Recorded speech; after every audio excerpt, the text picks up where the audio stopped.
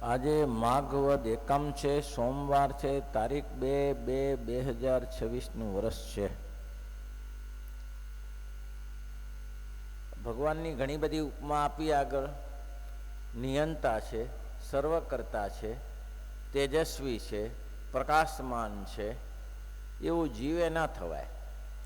આગળની એક ચોપાઈ હું ઘણીવાર બોલું છું, એ જેવા તો એક જય છે, એ જેવા તો એક જય છે, બીજે કેમ થવાય રે, બીજે કેમ થવાય રે.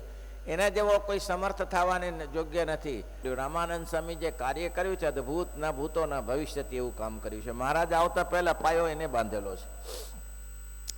કલ્પના નહીં કરી શકો સ્વામી ક્યાંથી ક્યાં ફર્યા છે. એક એક કચ્છ, ગુજરાત, કાઠિયાવાડ દેશ, ગુજરાતમાં નહીં તે સિવાયના ઘણા રાજસ્થાન સુધીના ગામના ફર્યા છે.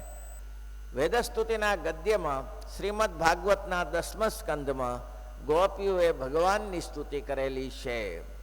અપરિમિતા ધ્રુવાસ્તનુભૃતો યદિ સર્વગતા તરહિન તેત્યસાસેતિ નિયમો ધ્રુવને તરથા. વેદસ્તુતિનું ગદ્યનું એક પદ છે. આવા 4 પદનો એક શ્લોક થાય, 28 શ્લોક છે. ગોપી સ્તુતિ કરી છે ભગવાનની, બહુ સુંદર રમણીય છે. અપરિમિતા ધ્રુવા તનુભૃતો યદિ સર્વગતા તરહિ ન શાસ્યતે નિયમો ધ્રુવને તરથા. શક્ય જ નથી પ્રભુ. ગોપીઓની સ્તુતિ કરતા કહે છે, મહારાજ તમારા વગર તો જગત સૂનું છે, તમારા આધારે આ દુનિયા આખી ચાલે છે. હે ધ્રુવ, હે પ્રભુ. ધ્રુવ એટલે ચડ.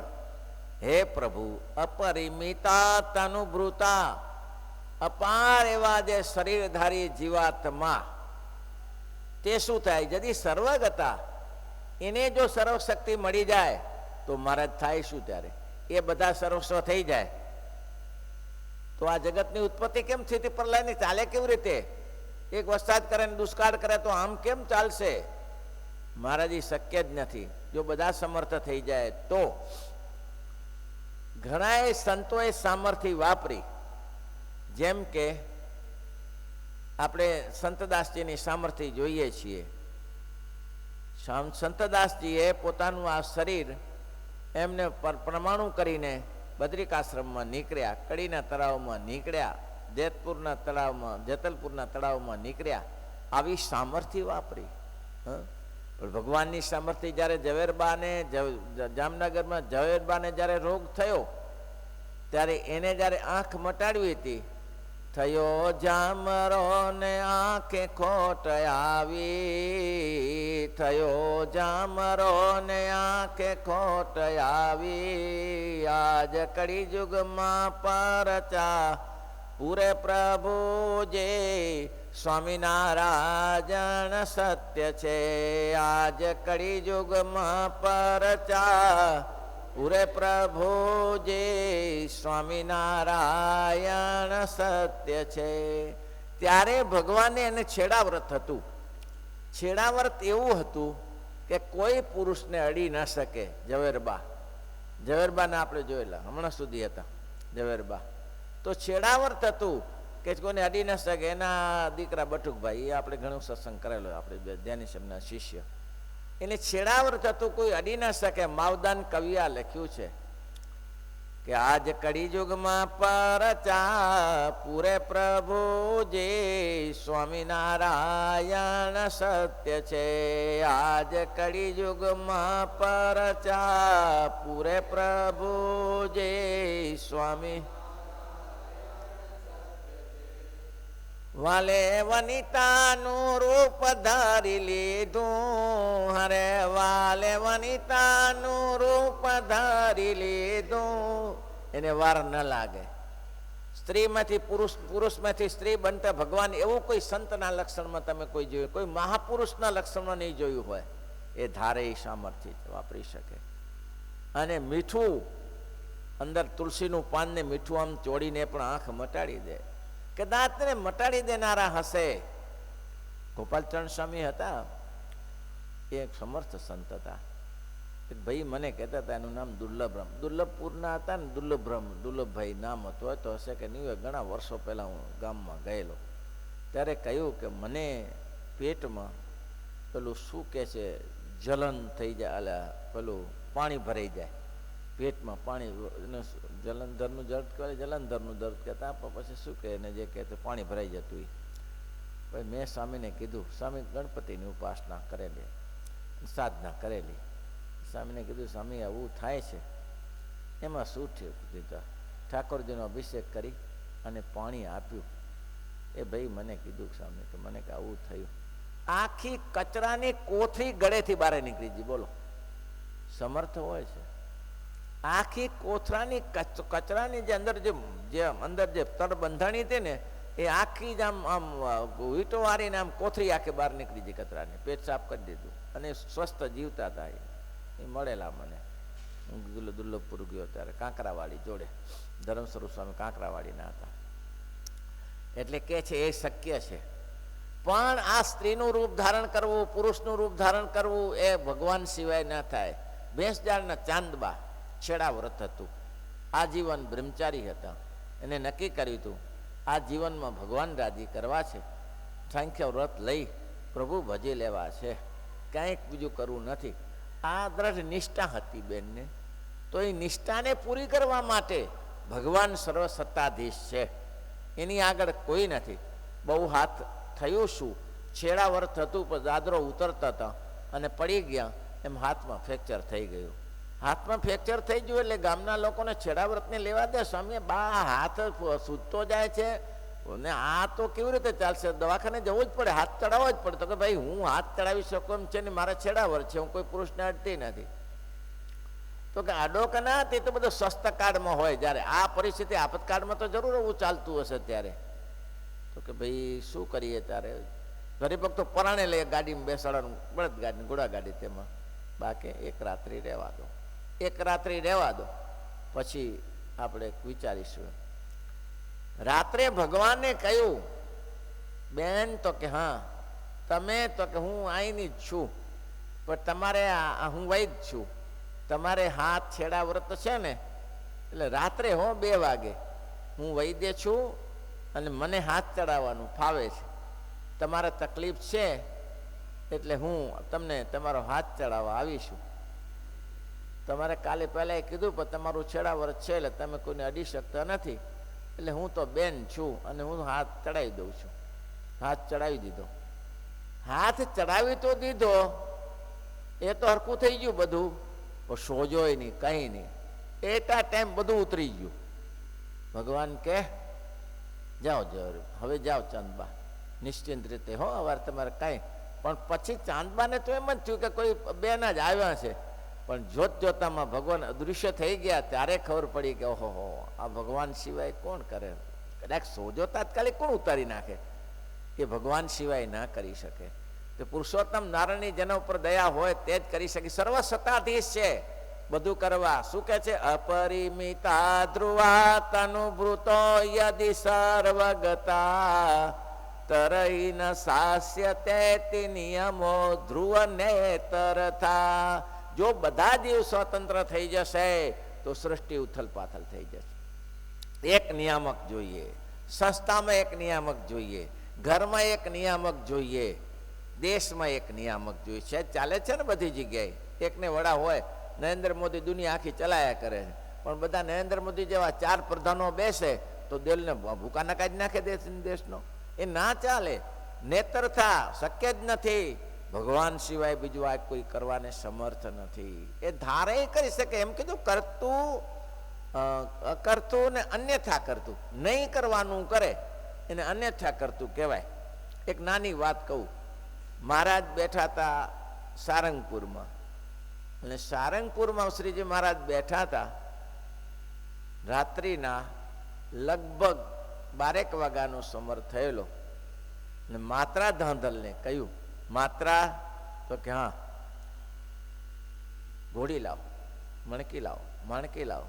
મહારાજ 12 વાગે છે, વરસાદ પુષ્કળ પડે છે, ધૂળ ઉડે એવો વરસાદ પડે છે, બારે નજર નાખી શકાય એવું નથી. સ્વામિનારાયણ ભગવાન કે મેં કહ્યું ને માત્ર મણકી ઘોડી લાવો. મણકી ઘોડી લાવતા લાવતા તો 10-15 મિનિટ થઈ ગઈ. એવો વરસાદ, આમ બહાર નીકળી ના શકાય એવો વરસાદ. હવે આમાં પલાણ કેવી રીતે નાખવું? માત્ર ધાંધલ પલાણ નાખ્યા વગર લાવ્યા ઘોડી. આ તો પલાણ નીતરે આખું વારું, પલાણ નાખ્યા વગર લાવ્યા ઘોડી. મહારાજ ક્યાં જવું છે? મારે કે જવું છે કારિયાણી. અરે મહારાજ 6-7 કિલોમીટરનું અંતર છે અને શેત્વતી નદી આપણે અહીંયા વહે છે સારંગપુર નગર, અને અહીંયા 3 નદીનો સમૂહ ભેગો થાય છે. આ 3 નદીનો સમૂહ ભેગો થાય ને આવા વરસાદમાં ઘોડા પૂર પાણી ચાલે છે. કેમ નીકળાય મહારાજ? આપ થોડું માનો અને કાલ સવારનું રાખીએ. મહારાજ કે મેં શું કીધું? ઘોડી લાવ. ઘોડી લાવીને મહારાજ ત્યાં સવાર. પણ મહારાજ મારે શું કરવાનું? તું પાછળ આય, રોજો ઘોડો લઈ લે. હવે માત્રા ધાંધરે રોજો ઘોડો લીધો ભાઈ. હવે વરસાદમાં ઘોડું આમ ઊંચું ના જોઈ શકે એવો પાણીની ધારાઓ પડે, સાંભળ્યા જેવી ધારા પડે, પાણી પાણી ચારે બાજુ અને ભરજસ ચોમાસું જામેલું. પણ મહારાજ ત્યાંથી નીકળ્યા. કારણ એ હતું ભગવાન ભક્તાધીન છે. સીતબાઈ વસ્તા ખાચરના પત્ની. એકદમ મહારાજને વિશે ભાવ થયો. ઓહો, આવો વરસાદ! આ વરસાદમાં મહારાજ શું કરતા હશે? કોઈને ત્યાં ગયા તો નહીં હોય ને, કોઈને ત્યાં પધરામણી કરી હશે અને આવો વરસાદ પડતો હશે. મહારાજના કપડાં પલળ્યા હશે, આખું શરીર ભીંજાયું હશે. મહારાજ જમ્યા હશે કે નહીં જમ્યા હોય. અત્યારે મારો પ્રભુ શું કરે? બિચારી રડી પડી ભગવાનના વિયોગમાં. અત્યારે ભગવાન હશે ક્યાં? અને એ ભગવાન અહીંયા આવી ગયા હોત ને તો બધું હું તૈયાર કરીને રાખત અહીંયા, અને બધું એને ગાદી બાદી બિછાવીને તૈયાર કરેલી, ઢોલિયો ધાડી આપેલો. અહીંયા આવી જાય તો મહારાજને બધી સેવા હાંચવી લઉં. અને વસ્ત્ર કોરો તૈયાર રાખ્યા, રસોઈ બનાવીને તૈયાર રાખી. હવે રસોઈ તૈયાર છે. મહારાજ કે સીતબાઈએ રસોઈ બનાવી છે અમારા માટે, જમવા માટે, અને અમે એનો સંકલ્પ પૂરો ના કરી તો શું? અને મહારાજે મણકી ઘોડી ઉપર બેઠા અને જેમ ગરુડ વેગે ઘોડી ભાગી ત્યાંથી. માત્રો ધાંધલ પાછળ જાય પણ દેખાય નહીં હારું. મહારાજ કેટલે પોચા દેખાય નહીં. એવો વરસાદ પડે, બુરાધાર, દેખાય નહીં.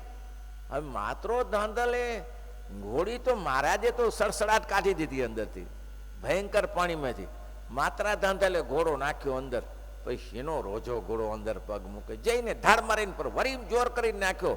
પણ ઘોડો ધાડ મારીને પાછો, મહારાજ મારો ઘોડો હાલતો નથી. પડ્યો રે ત્યાં કે ના હાલે, તારો ઘોડો ના હાલે તો પડ્યો રે. એ ભગવાન સિવાય કોઈની તાકાત નહીં હો. ભગવાન સિવાય કોઈની તાકાત ન કરી શકે. ભક્તનો ભાવ જુએ છે તો ભગવાન રાત્રિ પણ જોતા નથી ને દિવસ પણ જોતા નથી. એક ભક્તની મનોકામના પૂરી કરવા માટે જ ભગવાન જાય છે. સડસડાટ કારિણીએ પહોંચ્યા.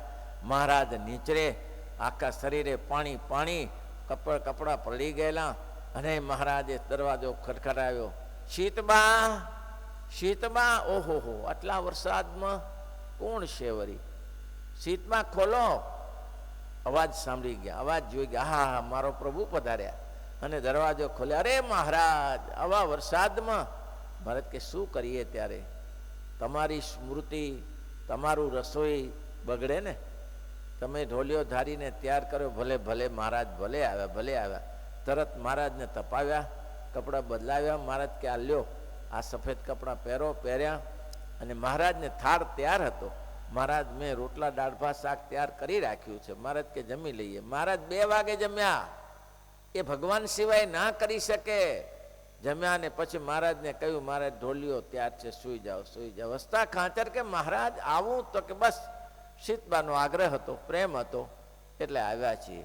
એટલા માટે એમ કે છે, અપરિમિતા ધ્રુવા તનુભૂતા યદિ સર્વગતા તરહીન સાસ્યતે નિયમો ઇતિ ધ્રુવ નેતરથા. શક્ય જ નથી. મહારાજ કે જો આ જીવો સ્વતંત્ર થઈ જાય, સર્વગતા, સર્વાંતરજામી, એક જ ભગવાન સર્વાંતરજામી છે. કદાચ ને ભગવાનની શક્તિ મેળવીને અંતરજામી પાણું પ્રાપ્ત કરે એવું શક્ય બને. ભગવાનને જેમ કે વડાપ્રધાન હોય અને એને પોતાના મંત્રીને આજ્ઞા કરી હોય કે તમે આટલું કામ કરો, તો એ પણ કામ કરી શકે. કેવું કામ કરી શકે? રાજાના જેવું કામ કરી શકે. પણ કેટલું? તો કે રાજાના ઓર્ડર પ્રમાણે જ એને કર્યું હોય તેટલું જ થાય. પણ રાજાને કોઈ જરૂર છે તો ગમે તે કામ કરે.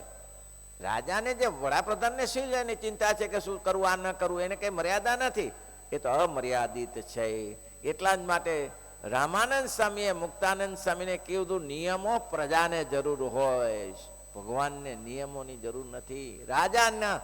રાજાના નિયમો પ્રજા પાડે. રાજા નિયમો પાડવા સમર્થ નથી. રાજા નિયમો ઘડે છે. એમાં પુરુષોત્તમ નારાયણ નિયમોને ઘડતા જ. એ કઈ નિયમોનું પાલન કરતા નથી. એ તો તમારા સુખને માટે પાલન કરે. સવારે પૂજા કરે, નિત્યકર્મ કરે, કથા વાર્તા કરે, તમને શીખાડવા માટે. મહારાજ જ્યાં રહેતા ત્યાં દેવની પૂજા કરતા. મહારાજ સવારે ઉઠીને પૂજા પાઠ નિત્યકર્મ કરતા.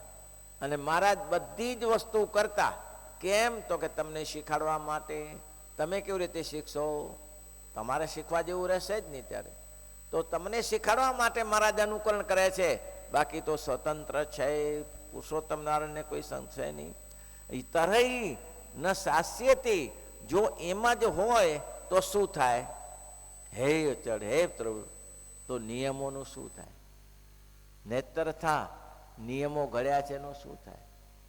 જે નિયમો તરહી જો જીવ જો સમર્થ થઈ જાય તો, તરહી એટલે તો, એ જીવો બધા સ્વતંત્ર થઈ જશે તો શાસ્યતી, શાસન કોના ઉપર રહેશે?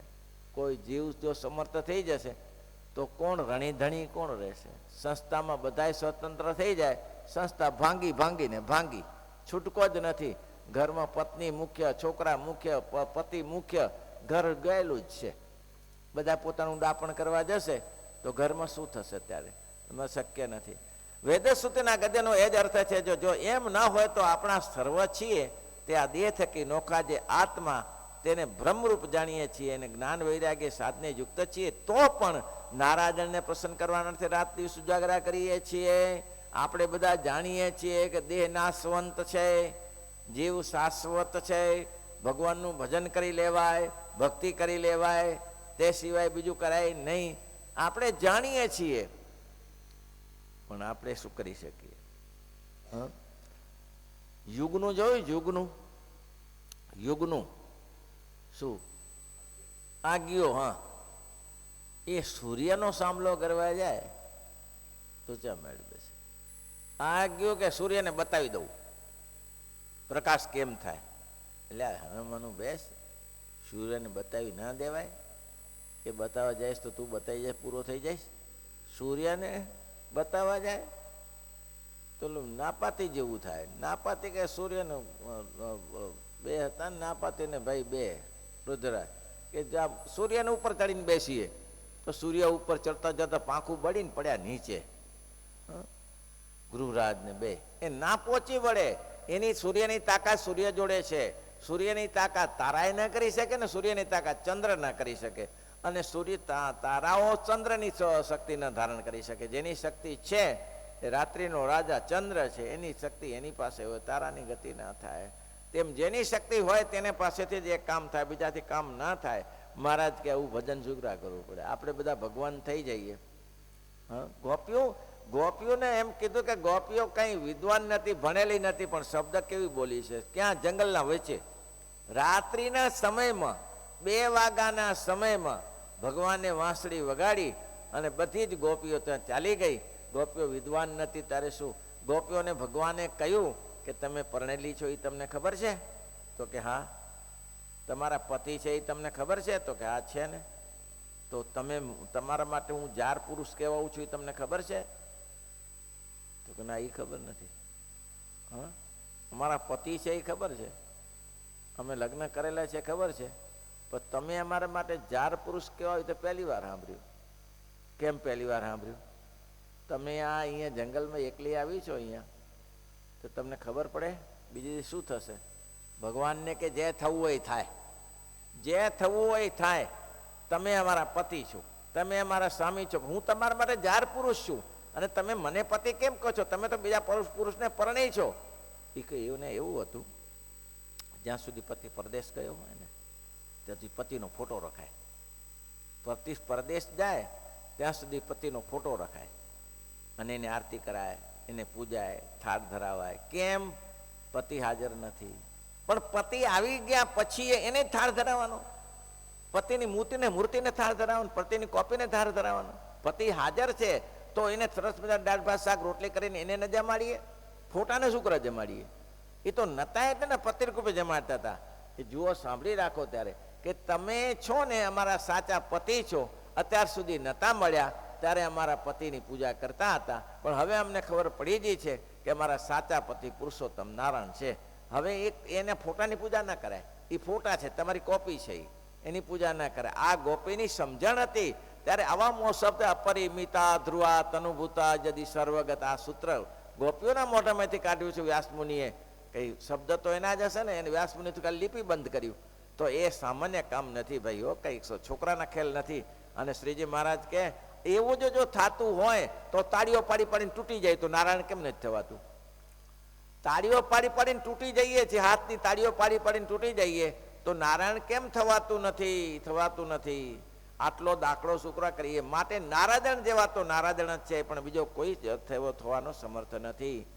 શ્રુતિ આપી છાંદોગ્ય ઉપનિષદની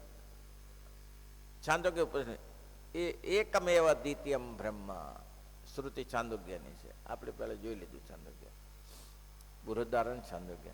એકમેવ દ્વિતીયમ બ્રહ્મ મલ્લો મલાય અલમ. એને કોઈ ઉપમા ના આપી શકાય. આ મલ આના જેવો મલ છે એવી ઉપમા ના આપી શકાય. મલો મલાય અલમ એવું સૂત્ર આપ્યું છે. એ જેવા એક જ છે, એને બીજી કોઈની ઉપમા ના આપી શકાય. એ ઉપમાને યોગ્ય જ નથી. કેમ? પાણીને પાણીની શું ઉપમા આપવાની? સૂર્યને કોની ઉપમા અપાય? આ સૂર્ય છે ને આ સૂર્ય જેવો છે, ઉપમા અપાય? એ ભાઈ, સૂર્યને સૂર્ય ઉપમા અપાય? કે આ સૂર્ય છે ને આ સૂર્ય જેવો છે. ચંદ્રની ઉપમા અપાય? કે આ ચંદ્ર છે ને આ માણસ જેવો છે. અરે મહારાજ કે ઉપમામાં તો મનુષ્ય, મારે કે ભગવાને મૂળો બે એક સરખા હતા તોય લોકો ઓળખી જતા હતા. તો એને એ સૂર્ય અને ચંદ્રની ગતિ માણસની હારે ક્યાંથી કરવી? એવો કોણ મળી શકે? એ તો એ જે સૂર્ય જેવો સૂર્ય છે, ચંદ્ર એક એમાં દ્વિતીયમ બ્રહ્મ, એના જેવો બીજો કોઈ સમર્થ થવાને સમર્થ નથી.